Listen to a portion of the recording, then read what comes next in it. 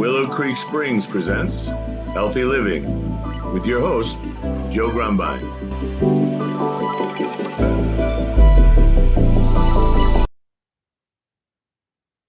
Well, hello, and welcome back to the Healthy Living Podcast. I'm your host, Joe Grumbine, and today we have a very special guest. His name is Dr. Joel Pash, and I am excited because this is a topic that we've never discussed before, and I think that it's going to be pretty interesting. So, Dr. Pash is a co-founder of the Upsize Clinic and the medical director of its San Francisco location. He completed medical school at Midwestern University and went on to a residency in anesthesiology at the University of Calgary. Since that time, he's performed thousands of complex injectable procedures, including nerve blocks, epidural and spinal injections, intravenous and arterial catheters, and penile injections. He's published academic papers on subjects such as operating room management and pain management, and he's on staff at several hospitals in Northern California at 2 upsized locations. And if you haven't figured it out by now, he is an expert on penile enlargement. And Dr. Pash, welcome. It's a pleasure to have you here. Thanks for having me. Appreciate it. This will be So fun. this is a very interesting topic, and recently we had a sexologist here on the show, and we talked about the importance of libido and performance in a relationship and for health in general. And there's so much information, and ED is such a big deal, and people's self-esteem and confidence are factors in all this. So I certainly like to hear your perspective. Why don't you tell us a little bit about your work? Yeah, so I'll start by saying that just the men's health space in general is kind of a growing thing. The men's sexual health in general is growing even more, and cosmetic procedures in men are growing. So a lot of these things that used to be things that women did traditionally, now men are getting into also. Like, for example, 20 years ago, you might have not seen a lot of guys getting filler put in their face or Botox, for example, and now that's becoming commonplace. Um, so what we do is penile injections of filler, which makes the penis thicker. And there's some overlap with, as you mentioned, ED, in the sense that a lot of people, as they get into their 50s and 60s, have erectile dysfunction, and obviously that's to do with the penis also. And those are oftentimes our target patients. So, our average age is 35 to 55, and some of those people have ED, and they may want ED treatment, but they may also want their penis to be bigger. And so actually we can help with both of those things. Nice.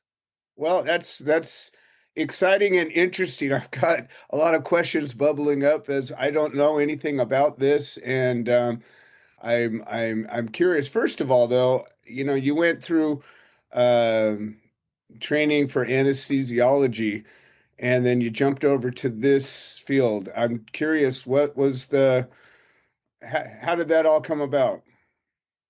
It's a good question. A lot of doctors are trying to move into non-traditional medicine for many reasons. I would say the most common being they feel that they're overworked in the hospital or in their regular medical clinics. In my case, I still like doing anesthesia, and I do practice anesthesia 2 days a week, but I was looking for kind of a change in career. I had a friend from Canada, where I'm from, who has a brother in Sacramento who's a cosmetic surgeon. I was introduced to him, and we kind of got together and tried to find some cosmetic procedures that we could do. And it's something I stumbled across after meeting a few people and kind of looking into this. I'd never heard of penis injections, but I came across it, looked into it further, and sure enough, it was a legitimate thing, and I had an office to do it in, so I started doing it. Interesting. And the training and certification or whatever that's required, was that substantial or minimal? Well, at the time, so backing up a bit, this isn't something you learn in medical school or Right. residency. Uh, there's, in fact, at the time that I was trying to learn how to do it, there was really no way to learn how to do it. Oh, So wow. I watched a few people do it, and as you alluded to at the beginning, I had done thousands of procedures with, putting needles in people's spines and nerves and arteries and stuff like that. Right. So the, the move over to doing penises is actually quite easy. It's a lot more difficult to stick a needle in someone's spine than, or a lot more dangerous and More difficult. at stake, that's for sure. Yeah. Yeah. So, Nobody's going to when get you're putting a paralyzed from a needle errant in or needle. near the penis, you Right. know exactly where it is. Got it. In the spine, you don't. So, anyways, I was kind of uniquely set up to be able to learn how to do this on my own. It was, to be honest, quite like I just said, it was a lot easier than what I was regularly doing. At least technically, it was Mhm. easier. Now, I am the person that trains and the certification. I've probably trained 40, or between me and my business partner, we probably trained 40 doctors, nurse practitioners, physician assistants, etc. And we do the certification to the Right. extent that it's necessary. Well, that's exciting. That's so you're truly a pioneer in the field. I think so. I'm not the only one, but I'm certainly one of the first few, and I probably do more procedures than most people in the country. And if you combine all of the Upsize Clinic doctors, we certainly do more than most people in the country. There may be a few that do more, but we're pretty busy. So my curiosity is piqued as far as, how the mechanics of this and the substance of it all. When you talk about fillers and injectable fillers, thinking about cosmetic surgery, I don't know a whole lot about it. I've never had a procedure done, but what I know is, they use everything from your own fat cells to silicone compounds and probably various other things, saline and all different things um, to use as a filler for things lips to butts to cheeks to whatever, breasts, whatever. We've been enhancing um, body parts for a while, and there's a pretty wide spectrum of compounds that are used with varying degrees of safety and risks and all that. I'm curious to know about what is it that you're injecting? Good question. So you can obviously inject all kinds of things, as you alluded to. Some are safe, some are not safe, some are, accepted medical procedures, some are fringe, weird things. Some are FDA approved, some are not. So we try to do what we think is the safest way to make the penis bigger. The filler that we use is a hyaluronic acid filler, which is commonly known by most people as a filler that goes in the lips. And it's fairly common for women to get that, to get that procedure done. Also, it can be put other places in the face. So the nice thing about that filler is it's reversible in the event that there were to be any complications or that you would, for life circumstances, want to change or want to go back to how you were before. That's not to say that that's very common. In fact, I've never had a serious complication where it needed to be reversed, but that option is there. That's, I think, in the cosmetic medical community, hyaluronic acid are pretty much universally accepted to be the safest fillers because of that. There's other ways, though, that you can make the penis bigger, which we do not do because we don't feel that it's safe, or either that it's not safe or it's not effective. You'll see people doing surgery by implanting devices in the penis. I always recommend to not have surgery on anything unless you need it. Those devices that they put in can get infections and they can get scar tissue and cause erectile dysfunction and need to be removed. So there's all kinds of, and cosmetically not look good and need to be removed. So there's all kinds of issues with that. There are doctors that are injecting silicone in the penis. Silicone, again, is not, it is actually, I think, FDA approved for other uses. For example, they put it in the eyeball for retinal detachments, but it's not a dermal filler, so it's not really meant to go on the skin. And you can have issues with that. Mainly, it can cause lumpiness and it can be very difficult, if not impossible, to remove. So it's pretty common that we hear people that got these things like silicone or implants injected in their penis and they don't like it because it doesn't look good and there's nothing we can do for them. In fact, I just got a message from someone yesterday that had gone to some fairly well-known doctor in the United States, gotten silicone injected. He got it done 2 weeks ago. He, to quote him, said it looks horrendous and was wondering Oh, if I no. could help him.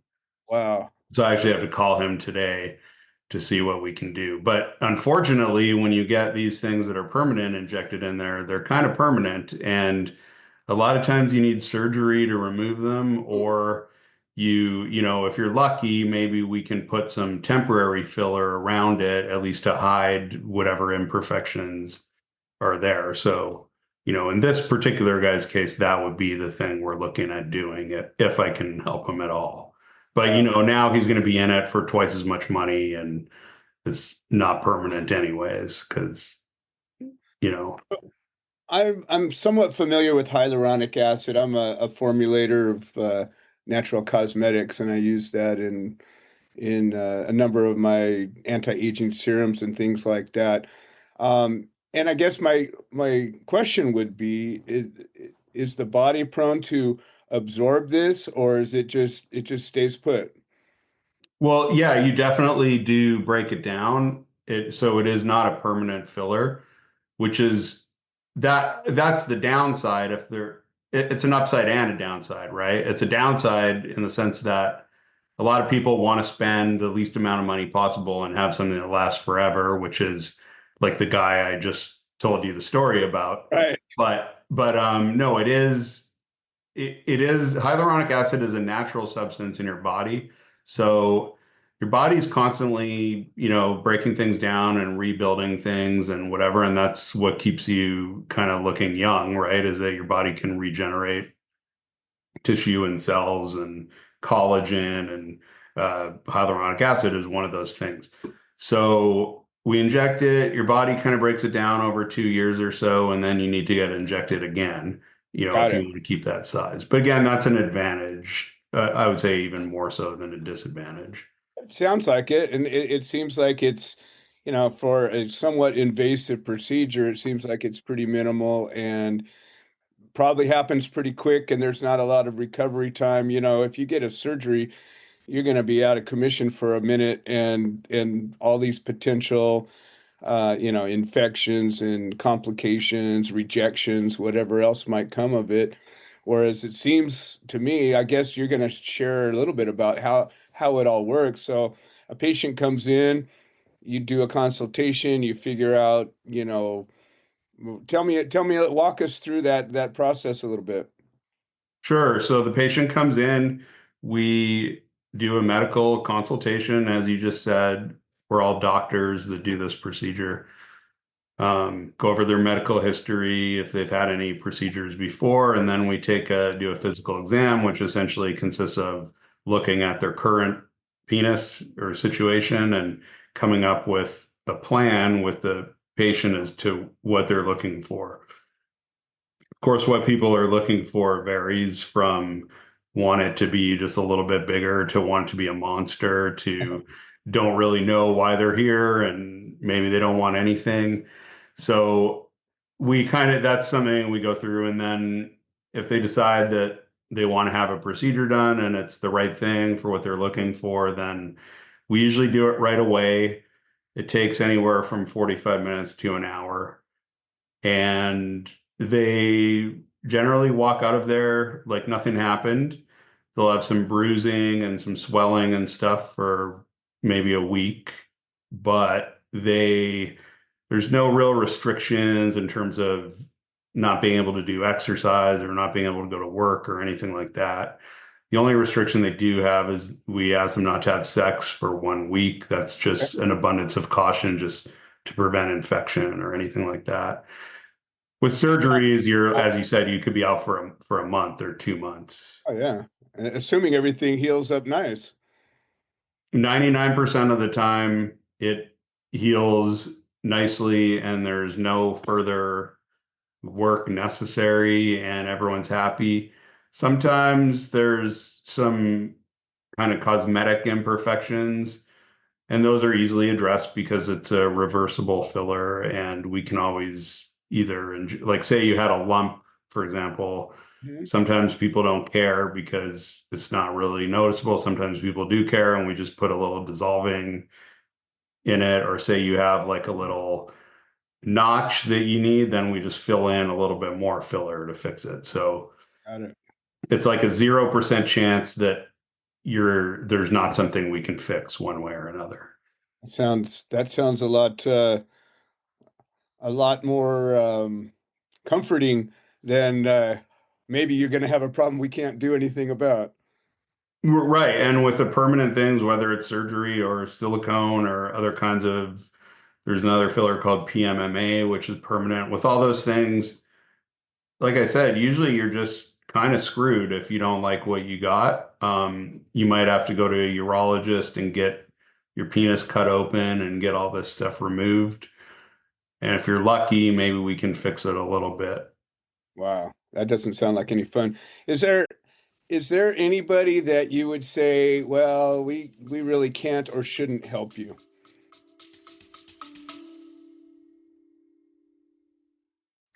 Hi, this is Joe Grumbine, and I wanted to share an update. The platform that hosts this podcast has made some changes to the subscriber settings, and we have a number of subscriber-only episodes that we offer to the supporters, and for a minimum of $3 a month, we can get you signed up. And if you're already signed up and you're having some kind of trouble locating these episodes in the other platforms, I would say maybe the best answer is to unsubscribe and then resubscribe. I'm sorry for the hassle. I don't have any way to make a change, but I'm very grateful for all the support. Thank you. Yeah, it's not common, and it's mostly not common because I think, at least in our case within Upsize, we screen people pretty well before they get to our office.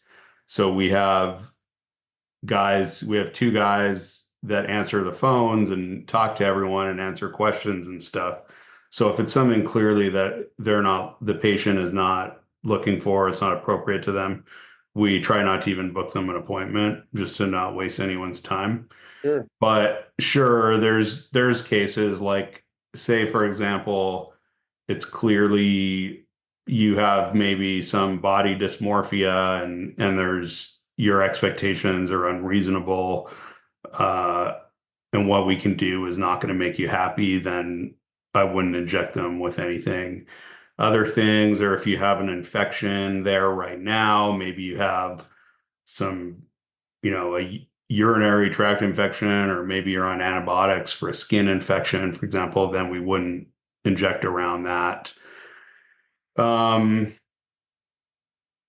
other things would be, like, I've had guys that, I can think of one guy, for example, and he was having every single problem in his life. and he was sure that if he got this, it was going to fix everything. And I, I felt really cautious about giving this guy a bigger penis, It'd be and all just your fault because I want now. people to be happy, right?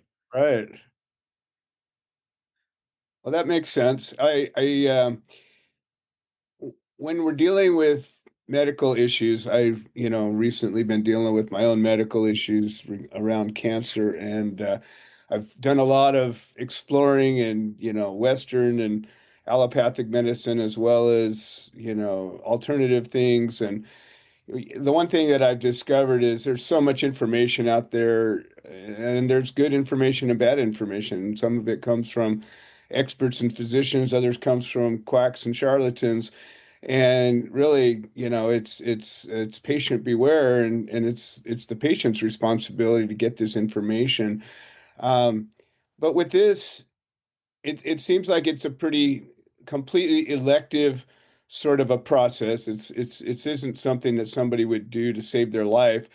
It might be to save their psyche or to, enhance their life in many ways. But what would you say, if any, would be the inherent risks if somebody would be to make all the wrong choices, aside from, having a procedure that you might not be reversible? So I'll start with the first comment you made, which is that there's charlatans out there and there's honest doctors, and it's up to the patient to decide. I think there's some truth to that. I'll say that at least with myself, I pride myself on not being one of those charlatans. And I see so many patients that have kind of shopped this around, and they've gone and seen this doctor or that doctor. And I know that what they've been told is complete BS. And so a lot of times I'm the guy that has to say, look, like that's not true. What you're looking for doesn't exist, or this is what it's really going to be like. It's, those kind of things like, no, you're not going to gain 6 inches and it's going to last for your whole life and look perfect. Like that's just not a thing, right? So there's that. Now to your question about bad, I think you said about bad decisions. Do you mean like what are the risks of the product Yeah, and the let's just say procedure they that made I all do? the yeah, let's say they made all the wrong choices, and aside from what we've already discussed, having potentially to have a surgery to reverse this, is there any other risks that somebody might be taking? Like, for example, with my cancer, if I made the wrong choice, I could be dealing with lifetime of complications that I couldn't go back and fix. But I don't believe that this is that kind of a risk. I'm just curious from your point of view, like if somebody made all the wrong choices, what do they have at stake?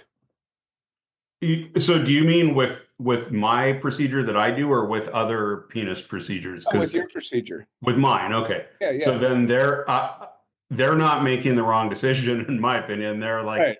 hopefully, you're saying if they made the right decision and they came to me, what are the bad things that could still Right. happen? Yeah. What's at Okay, stake? yeah. Yeah.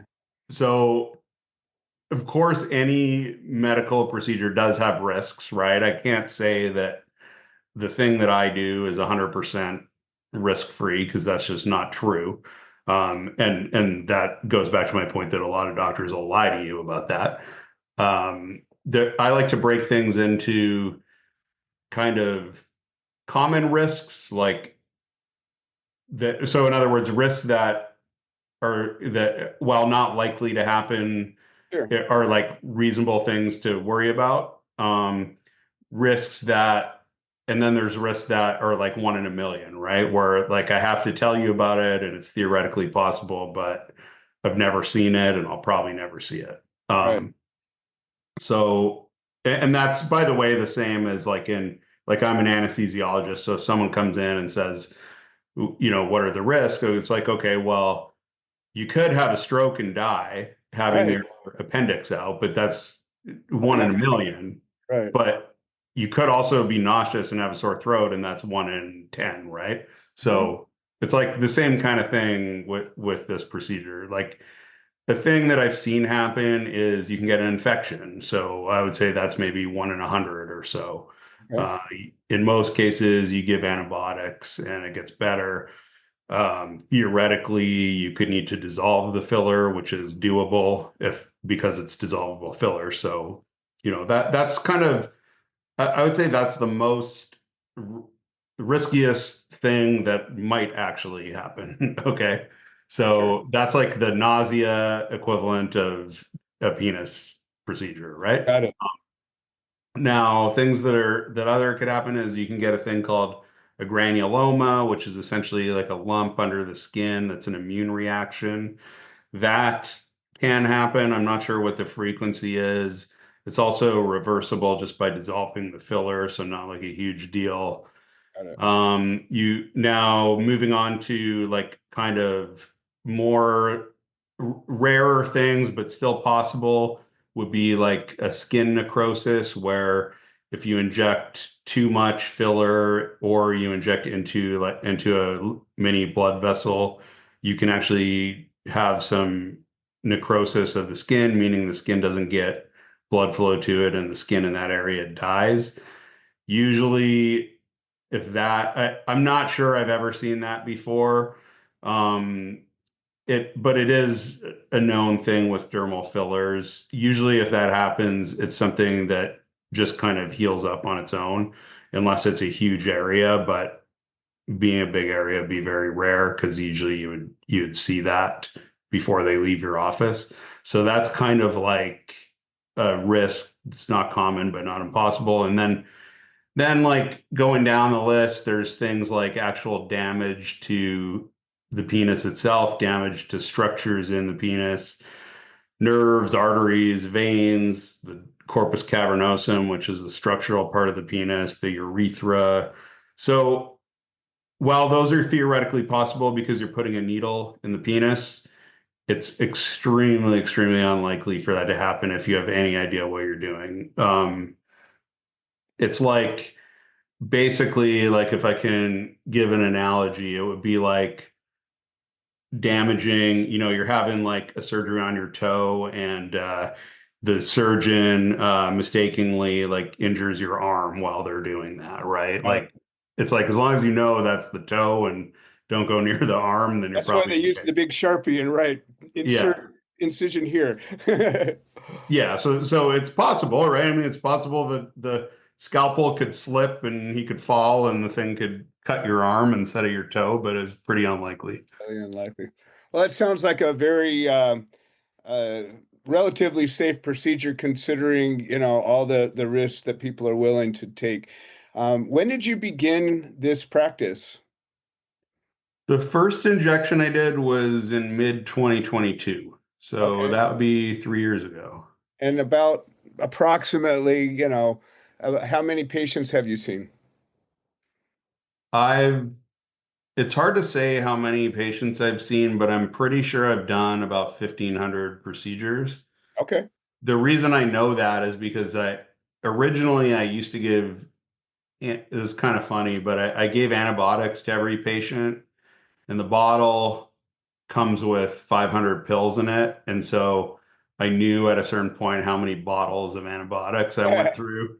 All And right. then that gave me an idea. Of course, we keep charts and all that stuff, but without me going through a million pages of charts, that was a pretty rough estimate. Sure, sure. Well, it sounds like you've got a pretty strong body of work here, and I always kind of like try to get one personal story from our guests. In all those 1,500 or so patients, I'll bet you one or more cases stand out as something either remarkable or humorous or scary or whatever. What's one patient story that really stands out to you? We've changed, so we've improved so many people's lives and sex lives and confidence and just appearance and all that stuff. There's obviously all kinds of funny things that happen that, we try to have fun while we're doing the procedure so that people are comfortable, right? Because if you're like telling a joke or something like that while you're doing the procedure, it's a little more relaxing than Oh if yeah, you're, like a dentist, it could be you really know, scary or maybe not so much. exactly. So, I mean, I have all kinds of funny stories. I mean, I'll say that there's been people where they've come back and they've said, everything was, my marriage wasn't going great, and I didn't have confidence and all kinds of stuff like that. And then I got this done, and I got amazing results, and everything's like a million times better now. The sex is better. I feel better about myself. The marriage is better. I'm not saying that's everyone, but I can think of several people where that's the case. And actually, like one thing was one of my patients called me, and he said he said he was going to this concert that was in Sacramento, which is where I live. And he asked me if I'd be going there because he knew I like music. So I said, no, I'll meet you there. Right. So I brought my wife, and he brought his Right. wife, and his wife just said to my wife, like, your husband's amazing. Like, Right. so to that point, right, it was like she was vouching for it, that is an Absolutely. amazing thing. I love it. I love it. Well, we're running low on time, and I realized that you have two demographics that you're catering to. So you have the patients that are looking for a capable physician and a reliable and effective treatment, but you also have practitioners that are looking to get education and certification. So why don't you give us a little shout out and a plug on how people can reach you and anything else you want to share? Sure. Yeah. Good observation there that it's two things that I feel like a lot of people don't notice that. I go on a lot of shows, and to me, the business is equally training people and doing procedures. So appreciate that. If you're interested in getting a procedure done or learning more, you can go to our website, which is upsizematters.com. So that's upsizematters.com. I imagine it'll be in the notes below the Absolutely. podcast. On that, when you go to that page, you can send a web form, you can call us, you can send a text. And a lot of people like to text because we actually have real people on the other end that respond to texts all day, and they know how to answer all your questions. So that's kind of a good way to get in touch with us. If you're a doctor that wants to be trained, you can go to that same website. You can click on Join Upsize, and it will give you some information on what we offer in terms of training and certification and all that. And we have another website called urosculpt.com, urosculpt.com, and that site. That's a business also that trains physicians. We also train nurse practitioners and physician assistants. So if you fit in one of those categories, go to that website, and it's a similar thing. You'll see how to contact us, and we can get you some training that way. Well, beautiful. Well, Joel, it's been a pleasure. This has been a remarkably informative episode, and I've certainly learned a lot. And I'm sure our listeners are going to enjoy this. And I always like to welcome any guest that if something changes, you get some kind of a development or a reason to come back. We'd love to have you back. Great. I appreciate that. We'll stay in touch. Excellent. Well, this has been another episode of the Healthy Living Podcast. I'm your host, Joe Grumbine, and I thank you for your support, and we will see you next time. This has been another episode of the Healthy Living Podcast.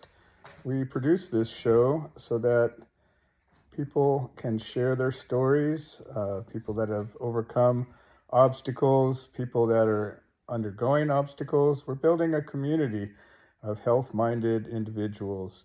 If you're interested in supporting the show, please leave a review on the platform you're listening to it on. If you're interested in becoming a guest, please send an email to itsjoegrumbine@gmail.com, or you can send a note into the notes section of the podcast. All right. Well, thank you for supporting this show, and we hope you've enjoyed it.